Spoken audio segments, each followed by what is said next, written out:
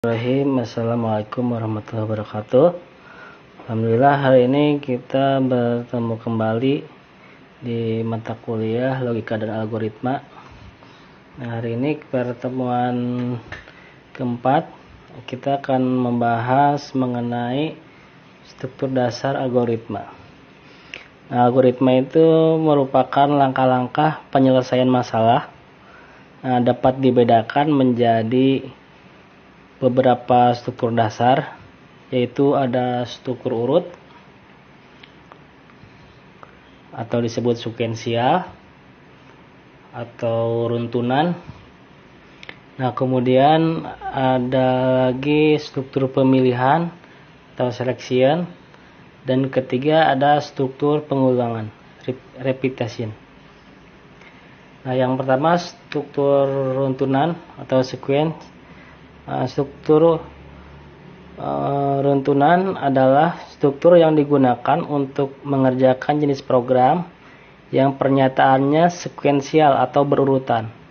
Nah, pada struktur ini perintah yang diberikan secara beruntun atau berurutan dari baris per baris mulai dari awal hingga akhir. Nah, struktur urut tidak memuat lompatan atau pengulangan di dalamnya.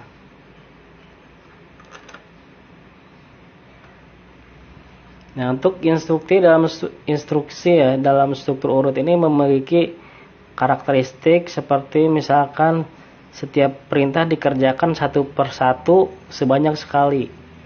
Pelaksanaan perintah dilakukan secara berurutan. Kemudian perintah terakhir merupakan akhir dari algoritma. Nah, kemudian perubahan urutan dapat menyebabkan hasil yang berbeda.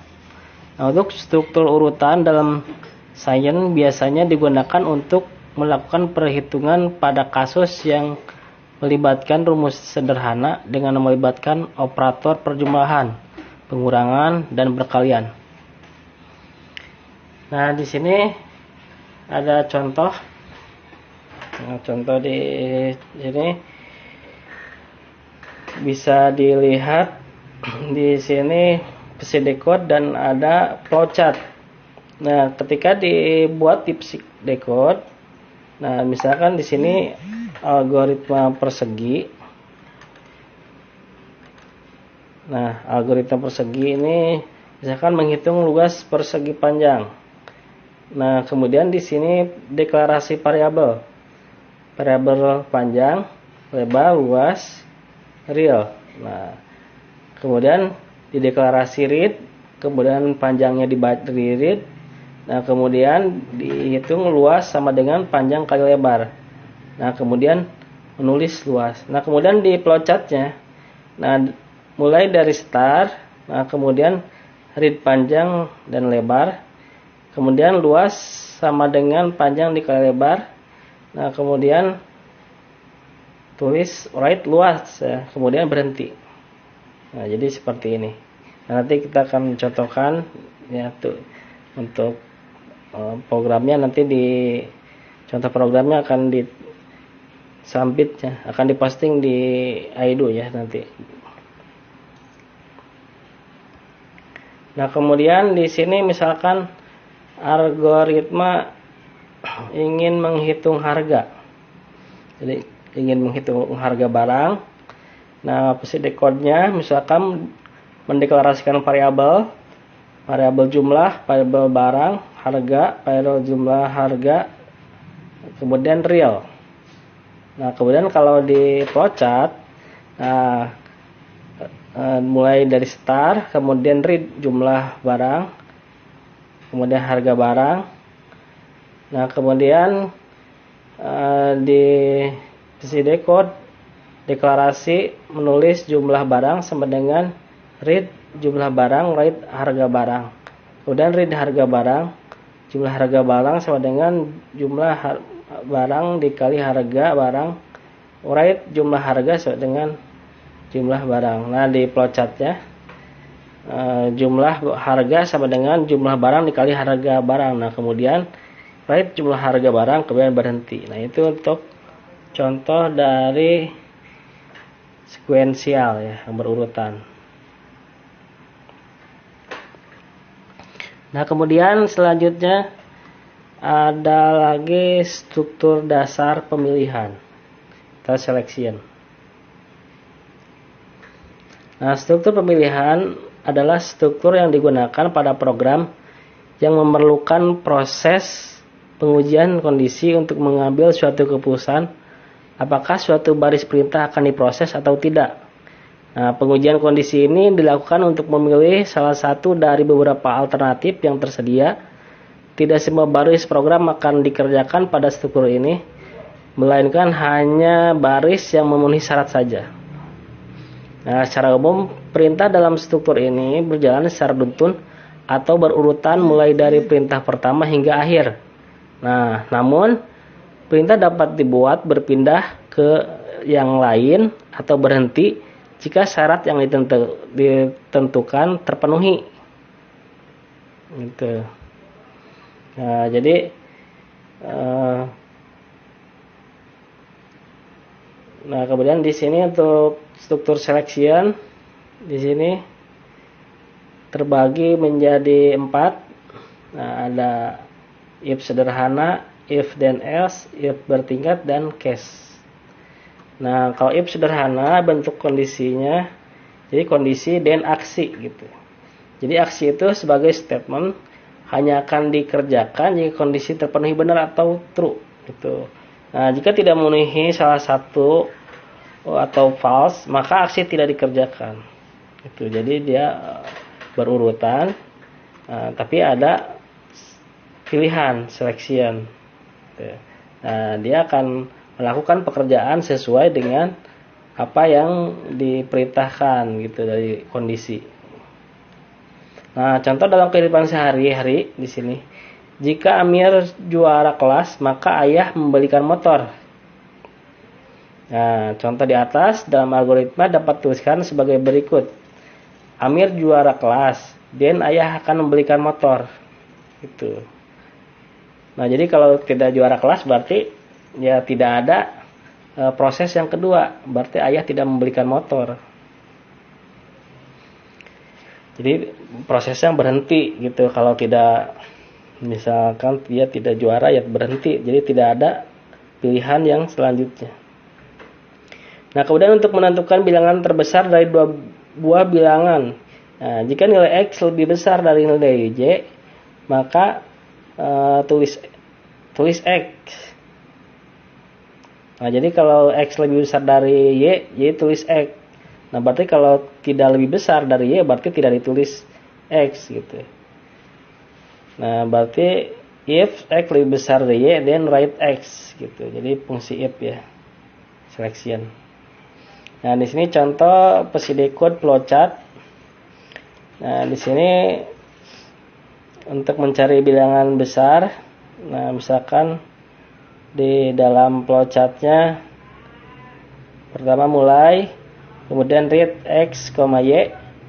Nah, kemudian X lebih besar dari Y. Nah, jika X lebih besar dari Y, nah akan menuju ke write X. Nah, jika tidak berarti berhenti, langsung ke mulai kembali. Gitu. Nah, kalau di PCD code-nya berarti variabel X, Y, ya, deklarasi, kemudian read X, Y. If X lebih besar dari Y, then write X gitu. Jadi kalau tidak lebih besar ya tidak akan melakukan apa yang dipilihkan gitu.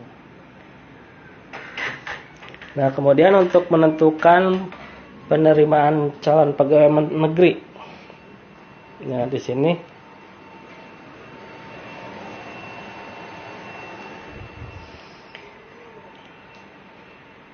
persyaratannya atau kondisi nilai tes lebih besar atau sama dengan 60, maka cetak lulus.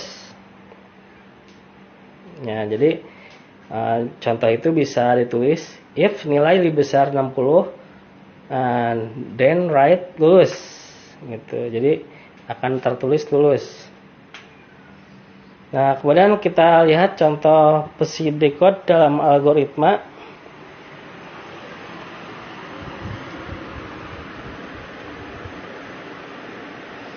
Nah, misalkan di sini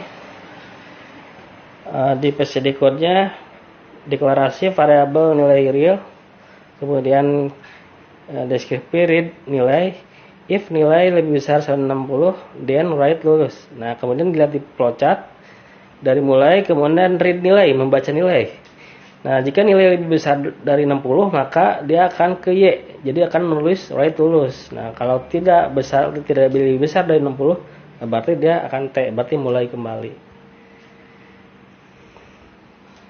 Nah kemudian ada if then else.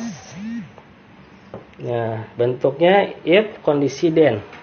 Jadi else ada aksinya 2 kali, kan kalau tadi cuma 1 ya pilihannya aksinya. Kalau ini ada 2. Nah jadi jika memenuhi benar atau salah maka aksi akan dikerjakan. Nah jika tidak memenuhi salah satu false maka aksi kedua akan dikerjakan. Nah, jadi dia ada 2 aksi yang akan dikerjakan. Kalau yang sebelumnya hanya 1.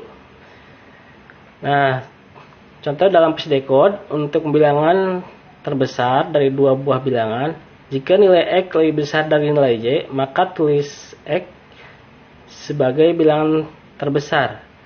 Jika X tidak lebih besar dari nilai Y, maka tulisan Y sebagai bilangan terbesar. Nah, kita lihat di dalam algoritma membandingkan 2 bilangan, variabel X, Y, real, kemudian deklarasikan real X, Y, if X lebih besar dari Y, write X, else write Y. Gitu. Jadi kalau tidak dia akan menulis Y. Nah kita lihat di flowchartnya, misalkan mulai read X, Y.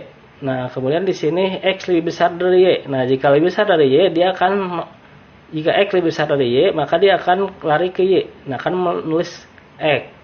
Nah, tapi kalau X malah lebih kecil dari Y, dia akan ke T, gitu. Kemudian ke bawah write Y, ya, kemudian selesai. Itu jadi ada 2 aksi. Aksi pertama ke Y, aksi kedua ke T.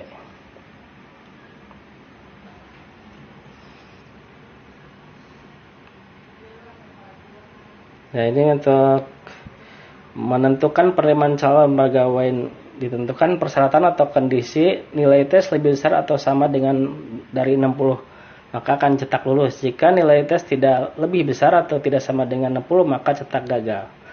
Nah di sini bisa dilihat di algoritmanya baik PCD code atau di flowchart ya.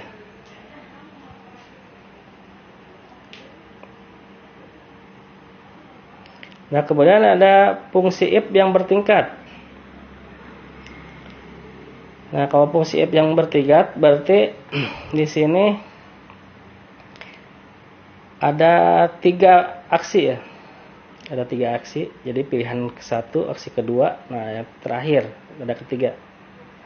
Nah, jadi jika kondisi 1 memenuhi benar atau true maka aksi akan dikerjakan.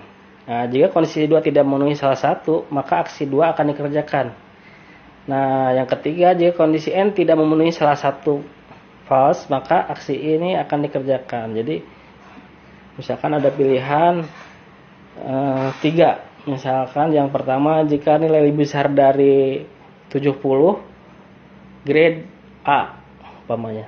Jika nilai lebih besar dari 60, grade-nya B. Nah, kemudian ada yang aksi ketiga.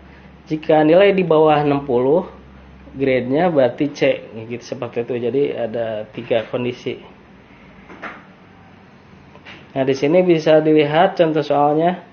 Misalkan di sini karyawan PT ABC terbagi dalam 4 golongan dengan ketentuan gaji pokok sebagai berikut. Nah, misalkan gaji pokok di sini ada 200.000, 250.000, 300.000 dan 350. Nah, di sini bisa dilihat, misalkan kita lihat di flowchartnya, mulai dari membaca golongan dulu. Jadi kalau golongan A di sini gaji pokoknya misalkan 2 juta. Nah, kemudian yang B misalkan gaji pokoknya 2.500.000. Kemudian yang C misalkan 3 juta. Nah, kemudian yang D 3.500.000. Nah, nanti jadi ketika membaca salah satu golongan, kalau memenuhi salah satu akan dia kerjakan. Gitu. Misalkan kalau A berarti dia akan mengerjakan yang gaji pokok yang 2 juta umpamanya. Gitu. Jadi di sini pilihannya lebih banyak gitu karena bertingkat. Ini jadi lebih dari 3.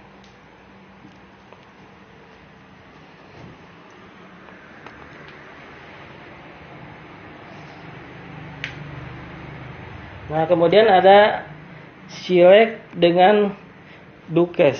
Nah, di sini case itu variabelnya kondisi 1, aksi 1, kondisi 2, aksi kedua. Contohnya aksi and case. Jadi tiap kondisi diperiksa nilai kebenarannya. Jika kondisi 1 benar, maka aksi 1 dijalankan. Jadi dilaksanakan. Jika kondisi 2 benar, maka aksi 2 dilaksanakan. Nah, selain itu aksi N dilaksanakan. Jadi aksi yang ketiga, pilihan ketiga akan dilaksanakan. Nah, ini bisa dilihat flowchart dukes gitu ya.